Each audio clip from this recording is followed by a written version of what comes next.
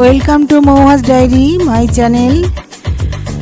চতুর্ভুজ জগন্নাথ কণ্ঠ শোভিত কৌস্তভ পদ্মনাভা বেদগর্ভা চন্দ্র সূর্য বিলোকনা জগন্নাথ লোকনাথ নীলাদ্রিশা পারহরি দীনবন্ধু দয়া সিন্ধু কৃপালোচন রক্ষক। হে জগন্নাথ, হে প্রভু, হে অন্তর্যামী জগতের স্বামী তুমি জগন্নাথ প্রভু। এই রথযাত্রা আসতে চলেছে 2026-এর। এই রথযাত্রা সনাতন ধর্মের অন্যতম বৃহৎ উৎসব। এই উৎসব ঘিরে উড়িষ্যা ঝাড়খণ্ডের পাশাপাশি বাংলাতেও শুরু হয়ে গিয়েছে জোর প্রস্তুতি। পুরী মাহেশ কিংবা ইস্কনের মন্দির থেকে শুরু করে সাধারণত বনিদি বাড়ির ঠাকুর দালান সর্বত্র এখন সাজো সাজো রব এই রথযাত্রা। প্রতি বছর এই আষাঢ় মাসের শুক্লপক্ষের দ্বিতীয়া তিথিতে দাদা বলরাম ও বোন সুভদ্রাকে সঙ্গে নিয়ে মাসির বাড়ির উদ্দেশ্যে রওনা দেন জগন্নাথ দেব মহাপ্রভু। তবে এই যাত্রার নেপথ্যে লুকিয়ে রয়েছে এক অদ্ভুত ও চমকপ্রদ প্রথা। আপনি কি কখনো ভেবে দেখেছেন রথের ঠিক আগেই কেন লোকচক্ষুর আড়ালে চলে যান এই মহাপ্রভু?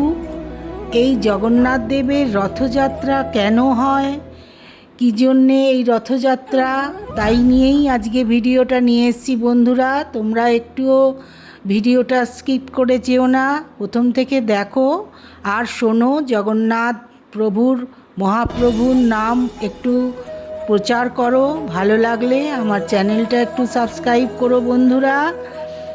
এই জগন্নাথ দেবের স্নানযাত্রার দিনটা জগন্নাথ দেবের জন্মদিন।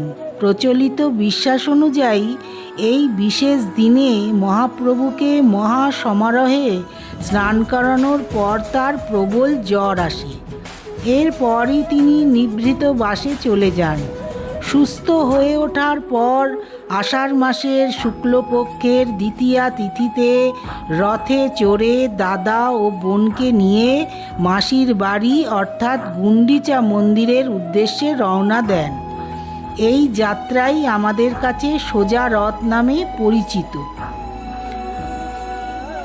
এই জগন্নাথ দেবের রথ দড়িতে টান দেওয়া বা রথের চাকায় হাত ছোঁয়ানো অত্যন্ত পুণ্যের কাজ বলে মনে করা হয়।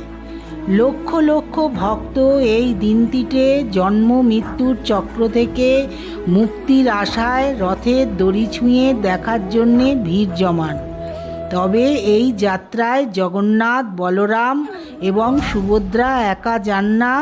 তিনটি আলাদা রথে তাদের সঙ্গে থাকেন বিশেষ দেবদেবীরা। জগন্নাথের রথের সঙ্গে থাকেন মদনমোহন, বলরামের রথের সঙ্গী হন রামকৃষ্ণ এবং সুভদ্রার রথে থাকেন সুদর্শনা। এবারের রথযাত্রা 2026-এর 16ই জুলাই, 31শে আষাঢ় বৃহস্পতিবার, আর দ্বিতীয়া তিথি থাকবে 15ই জুলাই বেলা 1:46 থেকে 16ই জুলাই সকাল 11:44 পর্যন্ত। এই বৃহস্পতিবার 16ই জুলাই এই রথযাত্রা পালিত হবে বন্ধুরা। আর উল্টো রথ হচ্ছে যখন জগন্নাথ দেব মাসির বাড়ির থেকে পুনর্যাত্রা করছে 24শে জুলাই, 7ই শ্রাবণ শুক্রবার উল্টো রথ হবে। দীর্ঘ 7 দিন মাসির বাড়িতে কাটানোর পর যখন তারা ফেরেন সেটি উল্টো রথ বা পূর্ণযাত্রা। কোনো কোনো পৌরাণিক আখ্যানে আবার বলা হয় শ্রীকৃষ্ণের দীর্ঘ বিরহের পর বৃন্দাবনে ফিরে যাওয়ার স্মৃতি হিসেবেই এই উৎসব পালিত হয়। মহাভারতের যুদ্ধ শেষে শ্রীকৃষ্ণের ভীষণ বৃন্দাবনে যাওয়ার ইচ্ছে হয়েছিল। সেই জন্যে বোন সুভদ্রা ও দাদা বলরামকে নিয়ে তিনি বৃন্দাবনে যাওয়াটাই এই রথযাত্রা। এটাও পৌরাণিক অনেক কাহিনী আছে। আর উৎসব মানেই তো বাঙালির প্রাণের আরাম। গ্রাম বাংলায় এই সময় রথের মেলা, যাত্রাপালার আয়োজন এক আলাদা উন্মাদনা তৈরি করে। জিলিপি, পাঁপড় ভাজা, মাটির পুতুলের গন্ধে মম করে চারিপাশ। এই জগন্নাথ দেবের রথযাত্রা উপলক্ষে সারা ভারতবর্ষের সব জায়গাতেই পালিত হয় জগন্নাথ দেবের এই রথযাত্রার উৎসব। এই রথযাত্রা প্রতি বছর পুরীতে খুব ধুমধামের সাথে পালিত হয়। এই জগন্নাথ দেবের রথযাত্রা পুরীতে, তার জন্যে সরকার থেকে অনেক ব্যবস্থা নেওয়া হয় যাতে ভক্তরা নির্বিঘ্নে পুরী পৌঁছাতে পারেন, সেখানে জগন্নাথ দেবকে দর্শন করতে পারেন। সেই কারণে এই সময় বিশেষ বিশেষ ট্রেন চালানো হয়। রথযাত্রা উপলক্ষে পুরীর রথে জগন্নাথ মহাপ্রভুর দর্শন হওয়া খুব শুভ বলে বিবেচিত। জগন্নাথ, সুভদ্রা ও বলরামের জন্যে 3টি রথ তৈরি করা হয়। বিশাল রথগুলো কাঠ দিয়ে বানানো হয়। এই জগন্নাথ দেবের রথ টানতে হাজার হাজার ভক্ত আসেন নানা জায়গার থেকে।